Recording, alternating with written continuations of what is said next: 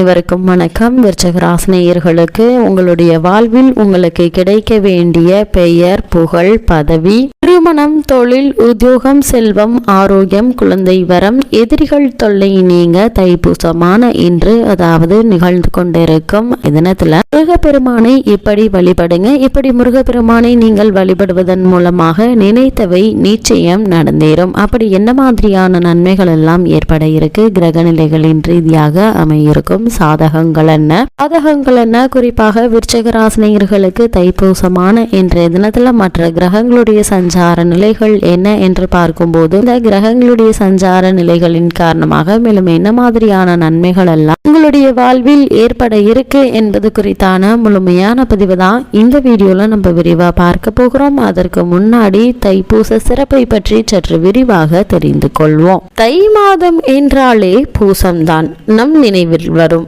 தைப்பூசத்திற்கு அதிக முக்கியத்துவம் கொடுப்பது வழக்கம். மகரத்தில் சூரியன் சஞ்சரிக்கும் மாதத்தில் வரும் பூசத்தன்று ஓம் என்ற பிரணவத்தின் பொருளை போதித்த முருகப்பெருமானுக்கு விழா எடுப்பார்கள். அன்றைய தினம் உலகெங்கும் உள்ள முருகப்பெருமான் ஆலயத்தில் நடைபெறும் விழாவில் கலந்து கொண்டு வழிபட்டால் முன்னேற்றத்தின் முதல் படிக்கு செல்லலாம் என்பது ஐதீகம். ஒவ்வொரு மாதத்திலும் வரும் சிறப்பு நட்சத்திரங்கள், சிறப்பு திதிகள், அதற்குரிய தெய்வங்களை வழிபட்டால் நற்பலன்கள் நமக்கு ஏற்படும். நிகழ்ந்து கொண்டிருக்கும் ஜனவரி மாதம் 25ஆம் தேதி தைப்பூசம் உலக எங்கும் மிக விமர்சையாக கொண்டாடப்படுகிறது. முருகனின் அறுபடை வீடுகளில் 3ஆம் படை வீடு பழனி தண்டாயுதபாணி சுவாமி கோயில். பாலகனின் கோபம் காரணமாக ஒரு பெற்ற இத்தலத்தின் மகிமை சொல்லில் அடங்காது. அந்த தல வரலாறு பொதுவாக அனைவரும் அறிந்ததே. தனக்கு பழம் கிடைக்காத கோபத்தில் முருகன் கையிலேயே விட்டு வந்தமர்ந்த தலம் அல்லவா பழனி. சான்றோர் பலரும் அவரின் சினம் நீங்க முயன்றும் முடியாது போகவே பெற்றோரே இத்தலத்தில் பிரசனமாகி முருகா நீயே ஒரு ஞான பழம் தானே, பழம் நீயே என்று அன்பொழுக கேட்க முருகனின் மனம் உருகியது. பழம் நீ என்ற ஒற்றை சொல்லில் முருகனின் சினத்தணிந்த இத்தலமே பின்பு பழனி என்று மருவியது. அது மட்டுமில்லாமல் இந்த உலகில் நட்சத்திரங்களையும் மாதங்களையும் அடிப்படையாக கொண்டு சில முக்கியமான பண்டிகைகள் உற்சவங்கள் கொண்டாடப்படும். உதாரணமாக ஆடி மாதத்தில் கிருத்திகை நட்சத்திரம் சிறப்பு, தை மாதத்திலும் கிருத்திகை நட்சத்திரம் சிறப்பு, ஆவணி மாதத்தில் அவிட்ட நட்சத்திரம் சிறப்பு. அதை போல திதியும் மாதத்தையும் இணைத்து சில பண்டிகைகள் உண்டு. சித்திரை மாதத்தில் சித்ரா பௌர்ணமி என்பது போல தை மாதத்தில் இந்த பூசம் மிகவும் சிறப்பு வாய்ந்த ஒரு விழாவாக கொண்டாடப்படுகிறது. தை மாதம் என்பது மகரத்தினுடைய மாதம், அதாவது சனியினுடைய வீடு. சனி பகவானுடைய வீடாக விளங்குவது மகரம். அங்கே சூரியன் இருக்கக்கூடிய காலம்தான் இந்த தை மாதம். சூரியன் வடக்கு நோக்கிய பயணத்தின் முதல் வீடு மகர வீடு. தை மாதமாகிய மகரத்தில் சூரியன் இருக்க நேர் எதிர் மாதமாகிய கடகத்தில் மகர வீட்டுக்குரிய சனியின் பூச நட்சத்திரத்தில் சந்திரன் இருக்க இந்த விசேஷமான பின்னணியில் கொண்டாடுவதுதான் இந்த தைப்பூசம். பூச நட்சத்திரமும் பௌர்ணமி திதியும் கூடி வரும் தைப்பூசம் விழா முருகனுக்கு எடுக்கப்படும் விழாவாகும். பூசம் 8வது நட்சத்திரம். என் கணிதப்படி 8 என்பது சனியை குறிக்கும். சனி நீதி பரிபாலனத்தை குறிக்கும். சனிக்கு ஜோதிட சாஸ்திரத்தில் 2 வீடுகள் கொடுக்கப்பட்டிருக்கின்றன. ஒன்று மகரம், இன்னொன்று கும்பம். மகரம் என்பது வினைகளை, காரியங்களை குறிக்கிறது. அதனால் இதற்கு கும்பஸ்தானம் என்று பெயர். அதே சனி அதற்கான பலனையும் கொடுப்பார் என்பதால் அதற்கு அடுத்த பாவத்தை லாப பாவம் என்று சொல்வார்கள். 10ஆம் இடத்தில் என்ன விதைக்கிறோமோ அது 11ஆம் இடத்தில் அறுவடையாகும். நல்ல கர்மாவை செய்வதன் மூலமாக நன்மை அடையலாம் என்பது ஜோதிட ரீதி. அது மட்டுமல்லாமல் இது சனி பகவான் சொல்லும் ரீதியாகவும் விளங்கப்படுது. இன்னொரு நுட்பத்தையும் நாம் இங்கு கவனிக்க வேண்டும். தை மாதமாகிய மகர ராசியில் செவ்வாய் உச்சமாகிறாரு. செவ்வாய் என்பது முருகப்பெருமானை காட்டும் கிரக குறியீடு.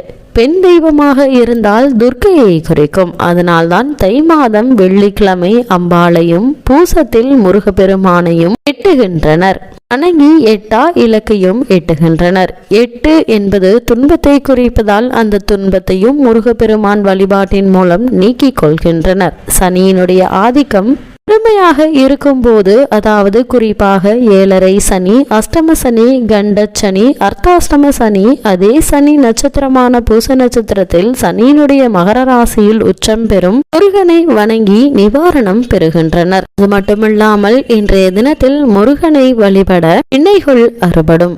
ஆற்றுப்படை வீடுகளை அறுபடை வீடுகள் என்று சொல்வார்கள். ஏற்கனவே தை மாதம் என்பது வினைகளையும் வினைகளால் ஏற்படுகின்ற விளைவுகளையும் குறிக்கக்கூடிய மாதமும் என்ற தத்துவத்தை பார்த்தோம். பூச நட்சத்திரம் என்பது மனதை தூண்டும் ராசியான கடகராசியில் இருக்கக்கூடிய நட்சத்திரம் என்பதையும் பார்த்தோம். இந்த வினையும் விளைவுகளும் என்பது சக்கரத்தை போல் சுழன்று கொண்டே இருக்கும். இந்த கர்ம வினையின் சுழற்சியை விளக்கினால்தான் பிரதிமோட்சம் கிடைக்கும். கர்ம வினையின் சுழற்சியை அகன்று வீடுகள் இந்த படை வீடுகள் என்பதால் அறுபடை வீடுகள் என்றும் சொல்வார்கள். கூறான ஞானவேல் கொண்டு நிற்கும் முருகப்பெருமானை தைப்பூசம் அன்று அறுபடை வீடுகளிலும் வணங்குவதன் மூலம் தீவினைகளை அடியோடு அறுத்து கொள்ளலாம். மட்டுமில்லாமல் இந்த தைப்பூசமான இன்று பிரம்மஹத்தி தோஷம் நீங்கிய ஒரு நாளாக கூறப்படுகிறது. எல்லா சிவத்தலங்களிலும் தைப்பூசம் கொண்டாடப்பட்டாலும் நமக்கு உடனடியாக நினைவுக்கு வருவது தஞ்சை மாவட்டத்தில் கும்பகோணம் அருகே அமைந்துள்ள திருவிடைமருதூர் தான். இத்தலத்தில் உள்ள இறைவன் சுயம்புலிங்கமூர்த்தியாகவும் சம்பந்தர், அப்பர், சுந்தரர் தேவார பாடல் பெற்ற சிவத்தலமாகும். விரதங்களால் மெய்வருதிய மாதவ பூர்வானவர் ஏனோர் வந்து கூடி தைப்பூச நாளில் காவிரியில் பொருந்தி நீராடி உலகவரோடு தாமும் மகிழுமாறு திருத்தலமான நான்மறைவல்ல அந்தணர்கள் முறையால் ஏத்தவும் இடைமருதூரில் பொருந்தியுள்ள கோயிலை இருப்பிடமாக கொண்டுள்ளீர் என்பது தேவார பாடல். அதற்போல் இன்றைய நாள் முருகப்பெருமானை வழிபடுவதன் மூலமாக உங்களுடைய வாழ்வில் கிடைக்கக்கூடிய பொருள், செல்வம், உத்தியோகம், தொழில், புத்திரபாக்கியம், எதிரி தொல்லைகள் நீங்கி நல்ல ஒரு முன்னேற்றம் ஏற்படும் என்பதில் எந்த ஒரு ஐயமும் கிடையாது. இவ்வளவு மேன்மைகளை கொண்ட இந்த தைப்பூச திருநாளான இன்றைய தினம் விருச்சிக ராசினியர்களுக்கு மேலும் என்ன மாதிரியான நன்மைகள் எல்லாம் உங்களுடைய வாழ்வில் ஏற்பட இருக்கு என்று பார்க்கும்போது, இன்றைய நாள்ல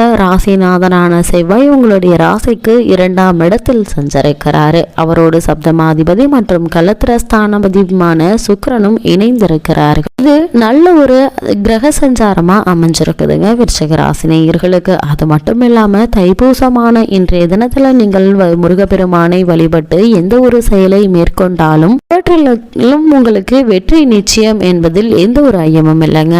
உங்களுடைய ராசி பிரகாரம் 3இல் உள்ள சூரியன் உங்களுடைய செயலை நன்கு திட்டமிட செய்து வெற்றி வாய்ப்புகளை தேடித்தர இருக்கிறார் என்பதால் நாள்ல முருகப்பெருமானை வழிபட்டு நீங்கள் மேற்கொள்ளக்கூடிய அனைத்து காரியங்களிலும் எதிர்பாராத பல வெற்றிகள் உங்களுக்கு கிடைக்க இருக்குது. விருச்சிகராசினியர்களை பொறுத்த வரைக்கும் 11இல் உள்ள கேது இதற்கு பக்கத்துணையாக விளங்குகிறாருங்க. அது மட்டும் இல்லாம விருச்சிகராசினியர்களை பொறுத்த வரைக்கும் இந்த தைப்பூசமான இன்றைய தினத்துல நீங்கள் மேற்கொள்ளக்கூடிய அனைத்து காரியங்களும் நீங்கள் நினைத்த மாத்திரத்திலேயே நல்ல ஒரு முன்னேற்றத்தை ஏற்படுத்தி கொடுக்க இருக்குது. அதே மாதிரி 5ஆம் இடத்தில் ராகு இருப்பதால் பிள்ளைகள் குறித்த கவலைகள் நீங்கி அவர்களுடைய ஆரோக்கியம் மற்றும் அவர்களுடைய எதிர்கால கல்வி சம்பந்தமான விஷயங்களிலும் நல்ல ஒரு முன்னேற்றம் ஏற்பட இருக்குதுங்க. உங்களுடைய ராசி பிரகாரம் 2ஆம் இடத்தில் செவ்வாய் இருப்பதால தேவையற்ற அலைச்சல்கள் உருவாகுங்க. இந்த அலைச்சல்களால் உங்களுக்கு சாதகமே உண்டாக இருக்கு என்பதை கிரகங்களுடைய சஞ்சார நிலைகள் உங்களுக்கு மீண்டும் மீண்டும் உறுதியளிக்குது. விருச்சிக ராசினியர்கள் இந்த தைப்பூச திருநாளான இன்றைய தினம் உங்களுடைய வீட்டிற்கு அருகாமையில் உள்ள முருகன்